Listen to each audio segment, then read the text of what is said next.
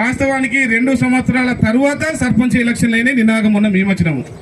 కార్యదర్శులు పాపము ఉన్న ఫలంగా ప్రొద్దునొచ్చి రాత్రి దాకా ఏపీనా, ఎందుకంటే వాళ్ళే సర్పంచులు కదా. అప్పుడు నీళ్లు రావాలన్నా కార్యదర్శే, వాస్తవానికి కరెంటు పోయినా కూడా కార్యదర్శికి ఫోన్ చేస్తుండు, కరెంటు లేదు సార్ అని చెప్పేసి. నిజంగా ఈ సభ ముఖంగా కార్యదర్శులకు, అక్కలకు, అన్నలకు, తమ్ముళ్లకు హృదయపూర్వక ధన్యవాదాలు తెలియజేస్తున్నాం.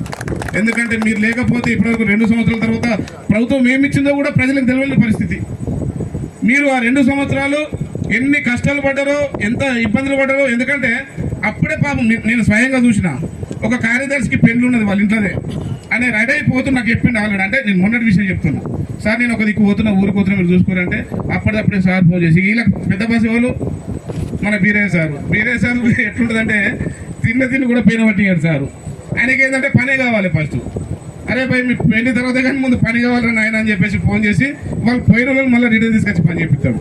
నేను ఎందుకు చెప్తున్నానంటే ఈ అవకాశం నాకు ఎప్పుడు రాలేదు, వాళ్ళ గురించి చెప్పే అవకాశం ఎప్పుడు రాలేదు. నేను నిజంగా సర్పంచ్ కాకముందు కూడా వాళ్ళ బాధలు చూసిన. నేనే అందరూ ఏమే సార్ రచ్చిరా రాలేరా జీవికాన్ని 10 సార్లు.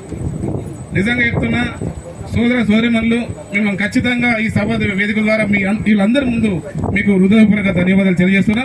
మీ సేవలు కూడా మాకు అవసరమే. ఇలా మేము సర్పంచులకైనా కూడా మీ సలహాలు తీసుకుంటాం. మీ సలహాలు మాకు ఖచ్చితంగా అవసరమే.